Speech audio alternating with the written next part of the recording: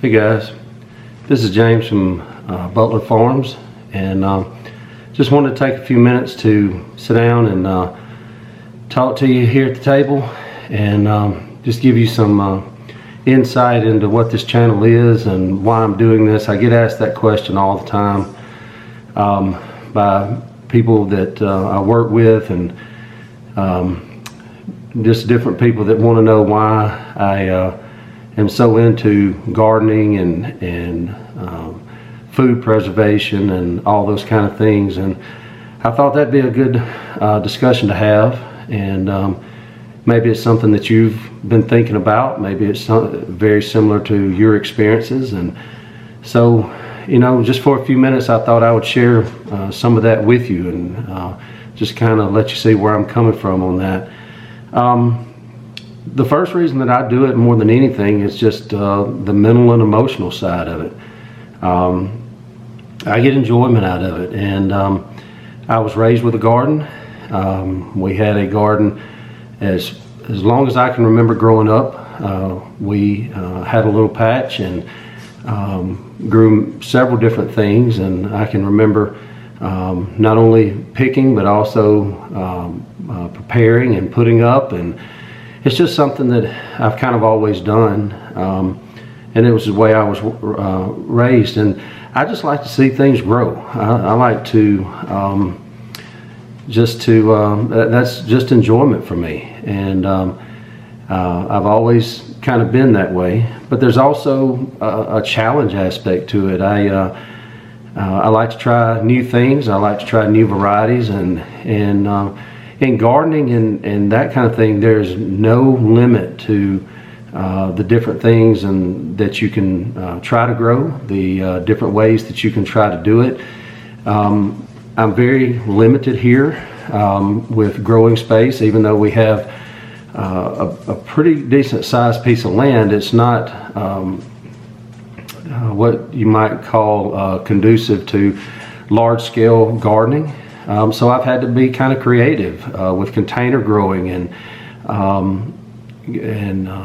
raised beds and those kind of things. I do have an in-ground garden, and as I will show you when we do our tour, that in-ground garden is going to expand. I do have room to do that, but I also enjoy trying other things and seeing if I can get it to grow in other ways. And I like to experiment with different vegetables and fruits and see what I can what works here in central Alabama and what doesn't, and that's just part of it for me.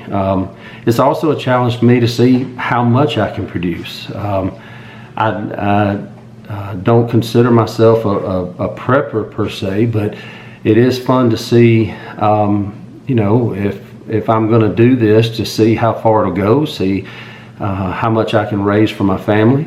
We like to eat fresh. We like to eat from the garden, even if it's been preserved and canned and frozen.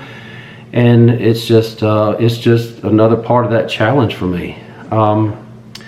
There's also the health aspect of it. There's no question that it's healthier food. I'm not going to get into the pros and cons of buying food at the grocery store, but it's got to be healthier simply for the reason that I know exactly what's in it. I know what exactly is on it, and I know exactly how it was handled. You know, there's minimal processing that goes on with it. All the vitamins and minerals and nutrients are still there. They haven't been processed out. I know, again, how it was grown. I put every seed in the ground, every seedling that I start. I don't normally buy any of the prepared seedlings from the big box stores or nurseries. I do at times if I have extra space and don't have extra time or seedlings to do that. But as you'll see in future videos, I start all my own seedlings for most of the crops that I grow. Some things are planted straight in the ground, like the peas and carrots and things like that. But I do that myself, so I know exactly where they come from, and I know exactly how they were raised to get there. But also I know what was, and more importantly, what was not put on it. I don't consider myself, or I'm definitely not certified organic, and I don't necessarily consider all my practices to be organic, but I also do not spray pesticides. I don't spray herbicides, and part of that is simply because I want to raise the healthiest food I can, but there's also a challenge of seeing if I can do it without it. And just in a practical sense, I have a neighbor that has bees, and those bees do a lot of work for me in the garden. I see them all the time when I'm down there. And years ago, he asked me to try to spray as little as possible, and that's something that interested me anyway, so I decided to go that route. I also am able to put natural and organic components from my own land into my garden. And again, I know I keep promising future videos, but in a future video I will show you how I do compost. I do compost here on a large scale. It's never enough. I don't know that any one person could produce enough compost to be able to feel satisfied with it, but I do make my own compost. I do use it in the soil, and I do mix it in, and it seems to work. I try to stay away from all synthetic fertilizers. I mix in dry compost. I make compost tea, different things like that, and it seems to have worked for me. I probably could get much heavier yields from what I plant if I went the synthetic route, but I also know that there's somewhere down the road where that's going to give me diminishing returns, because at some point all the synthetic stuff that I'm putting in the soil is going to have an adverse effect. So I do stay away from that. And then finally, on the mental and emotional side, I get exercise from it. I love to be outdoors. I love to I'm constantly looking for some reason to get outside, and I enjoy work. I enjoy doing this kind of thing. It's not a job. It's not labor to me. It's something that I really enjoy, and I know that a lot of people get that through gyms and just different types of exercise, and this is what it is for me. This is how I get my exercise, and I find that I sleep better. It clears my mind. It calms me. It helps me. I do work a full-time outside job, and it's kind of my release when I get home in the afternoons. I go to the garden. I go to where I start my seeds in the winter. I spend a couple hours every afternoon up there.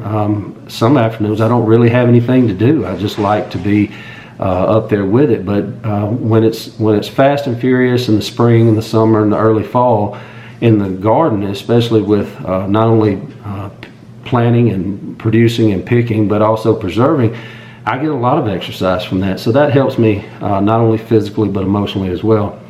But there's also a practical side to what I'm doing.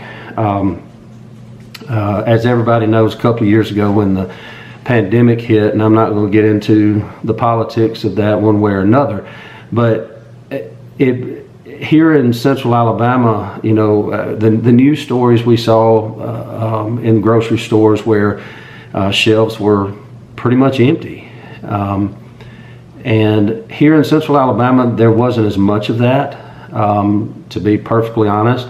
There were things that there were shortages of, and there were things that had limits on them, and you may not get the exact brand or something like that you wanted, but we didn't have mass shortages, at least that wasn't my experience. And what really made me feel good about what we were having to deal with is, as a family, we didn't have to go get much from the grocery stores. Between what I raise, what I've put in the freezer, what I've canned, and also I hunt and fish, and we do stock the freezers that way also. there was concern that, about shortages and things like that, especially on things that we've become accustomed to. But I don't know that we necessarily needed them, but we had become accustomed to them. But they had, there wasn't this all-out fear that we were going to run out. We had done a good job of putting, and this was even before we knew anything about the pandemic, that we had done what we always do, and we put things back. And so it's a very practical way of being prepared, not in a classical definition of prepping, but it's just what we do. And there's also a little bit of freedom that comes from that, the dependence on others, the dependence on, that our only source of food and supply comes from a store or comes from other people, whether it was by their own whims or there really was shortages that just trickled down. Again, that's not the conversation for today, but we just didn't have that fear because we depend on others for a lot of things, but when it came to our basic needs, we had that covered. The question is, will it happen again? Well, I don't know. I pray that it doesn't.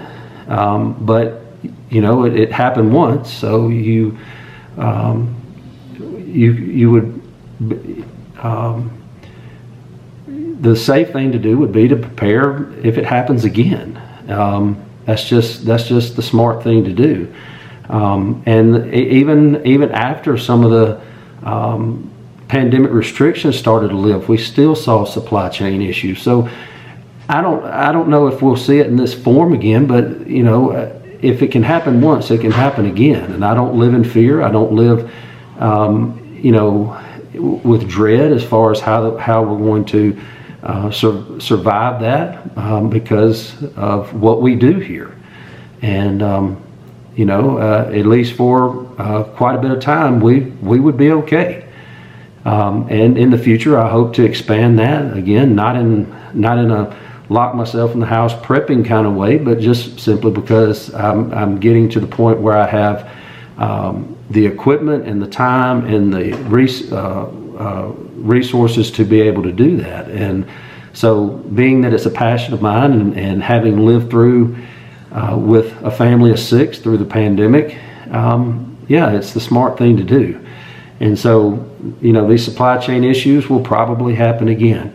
Another thing, the reason that we do it, and this is not why I started, I've been growing a garden for decades now, but the price of everything has gone up.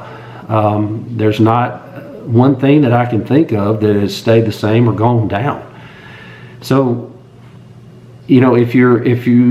and last time I checked, my paycheck is not going up. So it's one of those kind of things where, with gardening, there is some input on the front end, but from, a small pack of seeds, you can get such a return on it that it's really smart money. I mean, inflation doesn't affect that much. Yes, the price of seed has gone up. I've noticed from some of the people that I buy seed from, some of their prices have gone up, but not drastically, not substantially. They were hard to find during the pandemic. Luckily, I had some put back. I always order or more than what I normally would, and I get good quality seeds, and so I know there's going to be a good return from it. I don't buy packets of seeds or even when I'm doing my peas and large crops like that, I don't buy them from big box stores. I've had very little success with those as far as germination rates, but if I would spend a little bit more and I order from people like Hoss Tools, I order from people like Southern Exposure Seed Exchange, Baker Creek, people like that, I've had really good success with their seeds. And I find that a lot of times with the crops that I'm growing, I don't even have to use a whole pack. Some of the ones that I buy, especially things that we eat but don't eat on a regular basis, I can usually get 2 years out of those. And so it's gardening is kind of a recession-proof strategy. There are things obviously that we cannot produce that we have to buy, and hopefully in the future that list will shrink. But doing what we can, again, I didn't do it for that reason, but it is a benefit of it that if what I can grow myself, I do not have to go buy. And so especially with the prices continuing to climb. And I've said many times already during this video that I'm not a prepper, but I guess I do have a touch of it, not in a negative kind of connotation, and I in no way do I discourage people that are prepping. I just don't, at this point in time in my life, I just don't feel the need to do that. But I do. There is a touch of that. I mean, of course there is. I have a wife and 4 children, and so there's got to be a touch of being prepared. We're not stockpiling the traditional prepper items and those kind of things. We have what we need. We are trying to become more self-sufficient as far as our food production. But we are still living our lives, and we're not. I think some live in fear, and we're just not going to do that. But we do have the knowledge and the resources to be able to go more that way if we need to. If it turns out that it's starting to look like that would be what we need to do, then that's what we'll do. But I like to be prepared. I like to have, it feels good to walk into the pantry and see just row after row of jars of my tomatoes and all the different items that I make. You probably saw some of those in the pepper video. And that's just a small portion of it. We freeze a lot of it. We dry a lot of it. It's not really a prepper thing for me. It's a preparedness thing. And I think we're called to be prepared at all times, whether it's financially or whether it's with food like I'm doing here, or whether it's waiting on the Lord to return. I mean, we're always supposed to be prepared, not out of a state of fear, but just because that's what we are called to do. So I just wanted to sit down for a few moments, and I hadn't had a lot of questions on the YouTube channel because my new YouTube channel is still young, and I hope to see it grow. I want this to be a platform where people in my situation that are not full-time homesteaders, I will not lie and say that I don't wish that I could do this full-time. I do. My wife knows that. She knows that this is my passion and this is what I would love to do. But we are a regular family with regular jobs. We both work full-time, and we've got teenagers that are running here and there and got all kind of school commitments and those kind of things, and that's good. That's we're exactly where we need to be right now. But I hope this channel will be something good for people that are kind of in that same situation, that think, well, what can I do, or how can I make this fit into my busy lifestyle? And if you stay with me, you'll see that, and you'll see not only the successes, but you'll also see the failures. I'm not going to hide that from you either. So there's a lot of different reasons I do this, and I love when people ask me questions. I love when people are interested in this and will let me talk to them about it. And even at work, I have people that ask me gardening questions all the time, and I love to do that. And so I'm hoping that this YouTube channel will help with some of that, and we'll get the information out there that you need to be able to do some of these same things. And you know, you may find enjoyment in this as I do. Again, I don't do it because I have to. I do it because I want to. And this is something that I love and something that I look forward to every spring and every fall when I get ready to plant fall crops. And it just feels good to pull something out of the ground or to pick something off of a plant that you have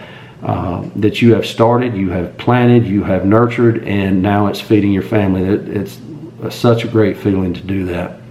But I'm going to get off of here, and hopefully that answers some of those questions. And we'll have more table talks in the future as different topics and situations arise. I want to keep it mostly outside in the garden, mostly outside in different ways of preparing and getting things in and ready. But if something comes up, we'll do a table talk and let that happen. So I appreciate you being with me. I would very much appreciate it if you would like this video and subscribe. The more subscribers I have, the easier it'll be to find. So I pray you have a great day, and I will see you next time from Butler Farms.